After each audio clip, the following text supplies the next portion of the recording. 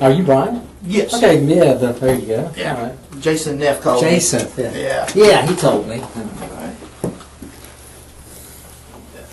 These phones will go off. Alright, I just got a couple of just quick follow-up questions, just some things to ask. Your truck, you left it at Adam's house that evening, okay. What time did you drop your truck off? Drop it off. Yeah. I've been there since the day before. It's been there since the day before? Yeah, we'd been out to the lake in the pool and everything the day before. Okay. Alright, you and Adam had been out earlier that afternoon or out that night? Mm-hmm. Okay. What time did y'all hook up and go out? We've been together since Friday. It's Friday from the lake. Mm-hmm. Is that over Spring Hill? Yeah, Near that's Spring Hill right. Lake? Yeah. Okay. Alright, what time did y'all go out together? Saturday night or that day? Sunday. Sunday? Yes. We left my house a little after noon and Okay. went to his house for him to change clothes. And then we went to 1831.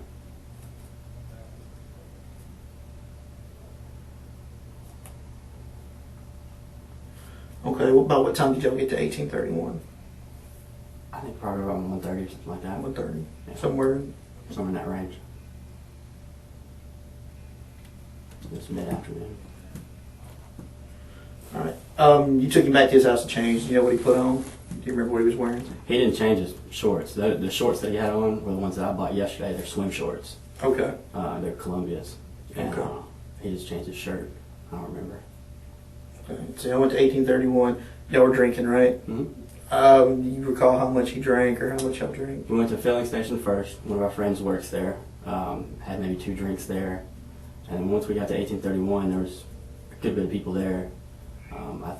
I know I got 1 drink for him at 1831. I'm not sure if he had more. But we had 2 before we went to 1831 at filling. You know what he was drinking? Crown and Coke. Both times? Both times I bought it, yeah. I don't know if he drank more or what else did he drink. Okay. What time did he leave you? About a little after 6:30. 6:30.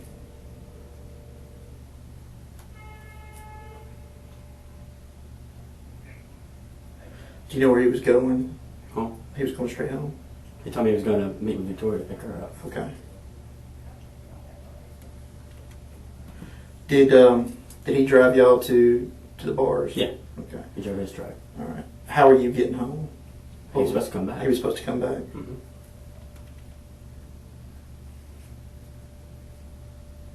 They served food. We were supposed to eat there. Right. And he was bringing Victoria. Mm-hmm.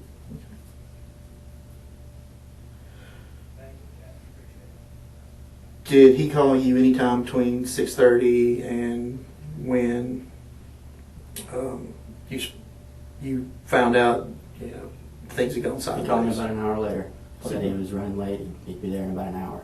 Called me, I think about 7:40 or something. Did he say why he was running late? No, he said he had some complications. And I was like, okay. Okay. I couldn't really hear him that well. And I told him that 1831 was closing because they had doing some construction work. He said we would probably go back down on the strip to eat. Okay. And he said, all right, I'll meet you there. Okay. He didn't say what his complications were, if he was No, I couldn't really just hear him. running late or... Yeah. Okay. Do you know if... All right. Sunday, y'all were together all day long, up until he left you at the filling station. Mm-hmm. He didn't go anywhere else off by himself. He didn't go pick up anybody or have anybody else come. Did anybody else come over to the house? Not while I was with him. Okay. Do you know if he went and saw Eddie Bachman? I learned later he did, but not at that time. It was not my knowledge now. Okay. But you heard that he went and saw Eddie Bachman on Sunday? He was at the hospital that Monday. Yeah. He told us that he had done that, yeah. Okay. Did he say what time he saw Adam? I did not get any of that info. He was speaking to Brett when I walked up. I didn't really... Brett Allen? No, Brett Davis. Brett Davis. I just kind of walked in on the conversation. All right. What time did you you called Adam's phone. Mm-hmm. Probably, I guess 10:30. 10:30. Twice. Didn't Didn't get an answer. get an answer. Did you call it before then? Do you know if Victoria answered Adam's phone Victoria called me. from Adam's phone. Adam's phone? At like a little after 8:30. That was when she told me that they weren't going to make it, and they were back at his house. Okay. And he was passed out. Okay. What all did she tell you? Said they weren't going to make it back over there. He was passed out. He didn't want to go, so they went back to his house, and he was in his truck. They said, try and wake him up, wait till his roommate gets there for help, Mm-hmm. and just go from there. I thought he was, again, I thought he Right. was. Well, you weren't there. You didn't. No, You I had didn't no know. idea. No doubt. Okay. What time did Matthew call you? 10:56. Twice. Matthew called you twice at 10:56. Mm-hmm. You answered both times. Mm-hmm. Okay. And what exactly did Matthew tell you? He'd gotten Adam out of the truck into a cold shower, and he'd had him in the recliner. He was fine, but he wanted me to come over and help. Okay. And of course, you came over. About what time do you think you got there? I think close to about 11:20, Okay. somewhere in that range.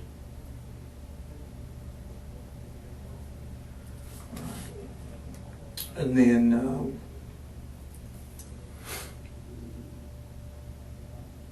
at what point during that time did y'all start to believe that he wasn't drunk, that he had taken something else? When he was drooling, when I first got there, he seemed fine. He just seemed like he was knocked out cold. And when it close to about 12:45, they were getting ready to leave and everything. Mm-hmm. Ryan Allen and his wife, and Matthew was tired. He had to work the next morning. Mm-hmm. But we noticed he was drooling a little more than before. He was like, this isn't just alcohol, this is a little more. Mm-hmm. But again, he was still stabilized as far as we could tell. So, Okay. Did y'all try to make him throw up? mhm. How'd y'all do that? I had to pry his mouth open a little bit and Mhm. put my finger down there. That was when I dug out a little piece of snot too. Okay. Did y'all do that in the living room? Did y'all take him to the bathroom? To the bathroom. Okay. Very difficultly. He's a big guy. Did he throw up or? Gagged a few times. Gagged? You know, had a little bit of a gag reflex, but didn't get anything out. Okay. All right. And then I take it Matthew and his wife went to sleep. You stayed up to watch Adam. Mm. And then you noticed, what made you call 911? His pulse stopped. His pulse stopped. No warning, no fade. Didn't start to seize. I had my hand on his wrist for a long time, and it just disappeared. Okay. I thought I had lost it, moved my hand a little bit, but no, it was gone. No breathing at that point. Okay. And then you called 911. You did call 911. Yes, I yelled for Matthew. We got a problem. He came in. We yanked him off the recliner. I started doing CPR. I was trying to get them to help, but they were just in shock. So I called 911 while doing CPR. Mm-hmm. Okay. And then officers came in. You went back to the bedroom with the officers? Yes. Okay. Did they remove anything to your knowledge? No, Pick nobody anything touched up? anything while I was there. Okay. Did they go into the bathroom? They asked or- where his bedroom. No, I don't think they might have when I wasn't watching, but they asked where his bedroom was, and I was like, it's right there on the right. And me and an officer walked in. He looked around, and we walked out. Okay. Did he go in any drawers or anything in the closet or? Not that I can remember. Okay. I got called back into the living room, so I don't know. You didn't recall seeing in his room like a plastic baggie with any kind of powder or anything in it, do you? No.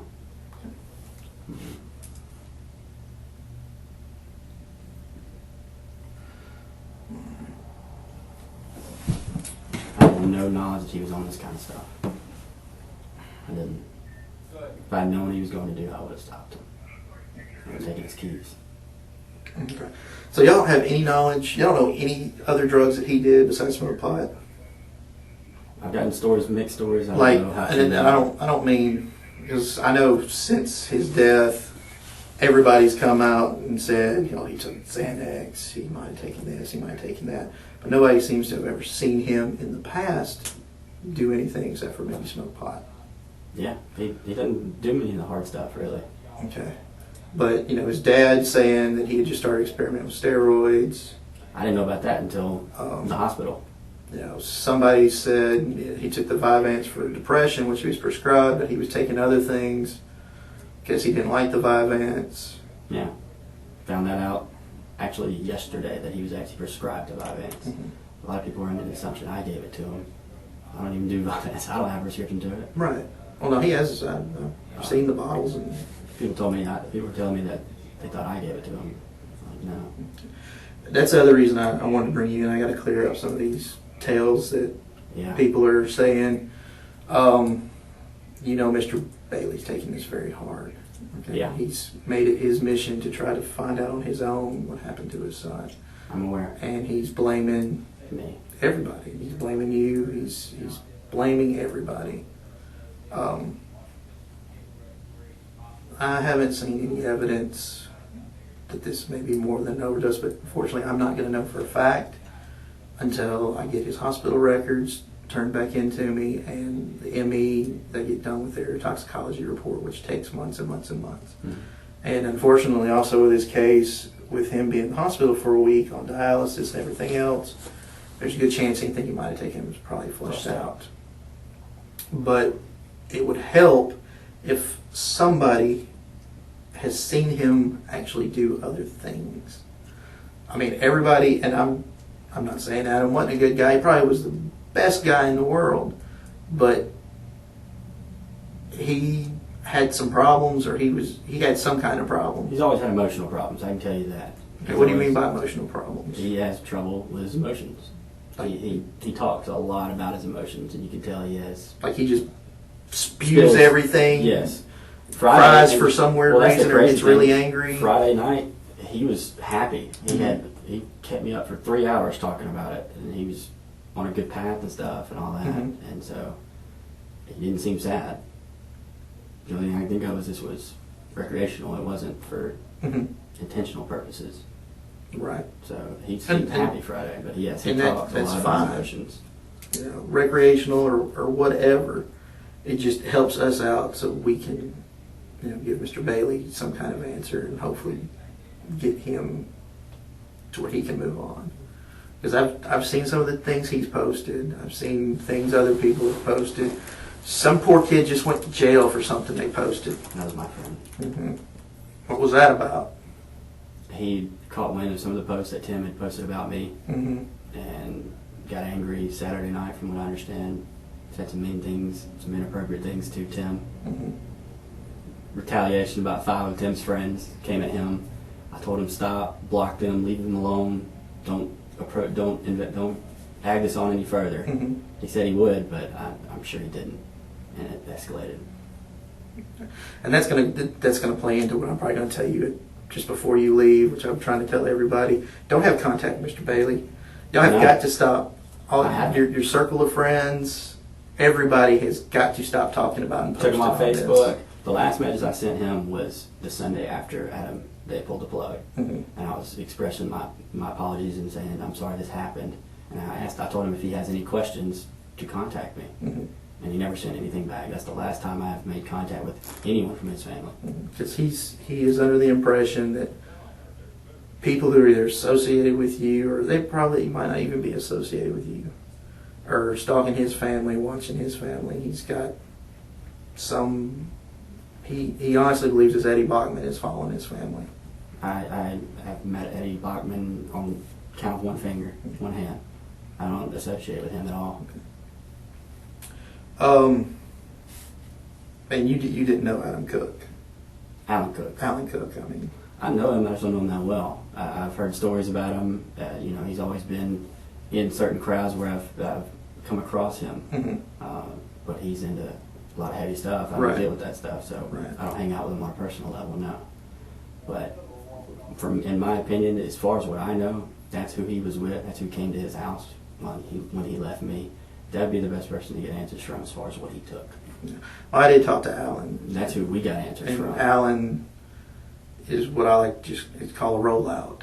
Okay, and Alan he couldn't tell the truth if the truth was the best thing for him. I think he's incapable of it. He told me some things, but he didn't tell me really anything. His original statement, the day after Adam got put in the hospital, was to Brett, Mm-hmm. and that's where I got all my information from as far as what he took. Right. I've not seen this list of things that I sent it to Adam's dad. he's the day after it never happened. sent it to me. I sent it to Adam's dad the day after it happened. Okay. Can you recall what was on that list? Quantities I can't remember, but it was I don't need quantities, just Xanax, Klonopin, Vyvanse, and cocaine, Okay. and then a few drinks that we had that day. Okay. I know it's 0.3 is what Alan supposedly said of cocaine, which is a lot. Okay.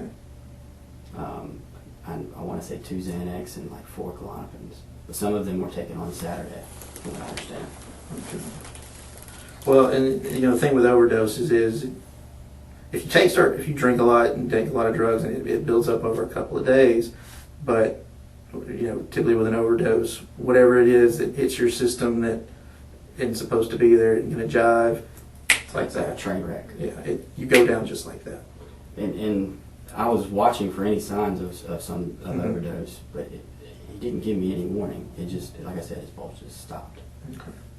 I mean, he was at your house. Him and Victoria have come over to your house for parties and get-togethers Last couple weeks, over the yeah. last couple of weeks, and didn't see anything. No.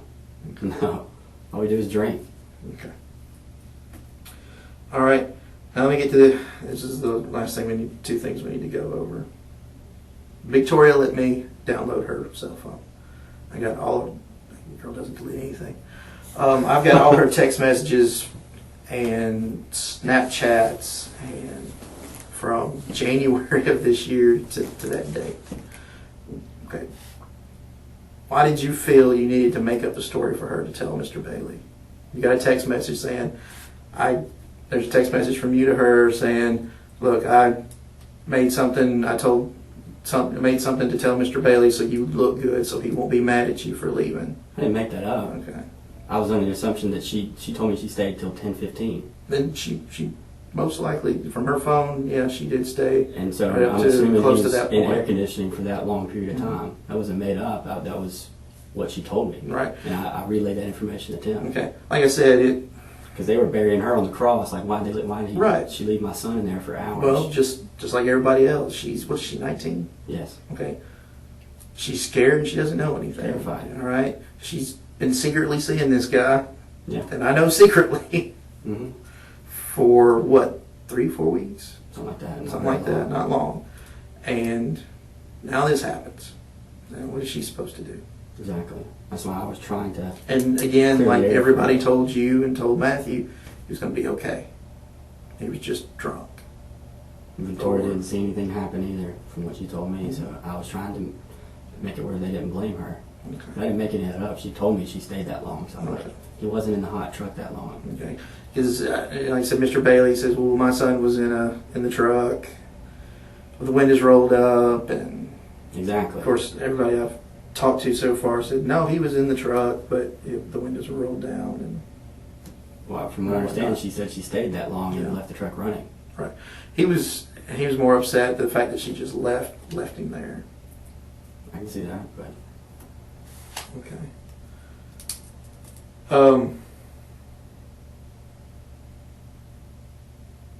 So, but to your knowledge, you don't know of any other drugs. You haven't seen him, or I've been hanging around him for probably 4 or 5 years. I've never personally seen him do anything other than smoke weed and drink. I've had assumptions that maybe Mhm. he was on coke. You know, he's had some exciting moments, but again, Vyvanse does that, and Adderall, and I know they all do that stuff Mhm. too. So I've never insinuated anything towards him, but like I told you the last time we had the interview a few weeks ago, we went to one of our friends' house and some people were doing it, and he got mad about it. So I'm like, why are you doing this now? Right. You were mad about it a few weeks ago. right? So there were no warning signs that he was involved in this much Okay. drugs. But you said From he my did have. knowledge. So you would think he had emotional problems, like something that might have needed to be diagnosed, or that's probably why he was taking the Vyvanse. Probably. From what Brett told me, he's been on antidepressants before. Okay. I don't know how true that is, but yeah. Okay, just the last thing. Whatever you can do to squash people from posting, talking, spreading, because this is why I hate social media. You have no idea. Okay? This is the main reason I hate it. You were there, Matthew was there, Matthew's wife was there. Alan had been there earlier. Victoria had been there earlier. The Allen kid, Ryan Allen had been there. All right.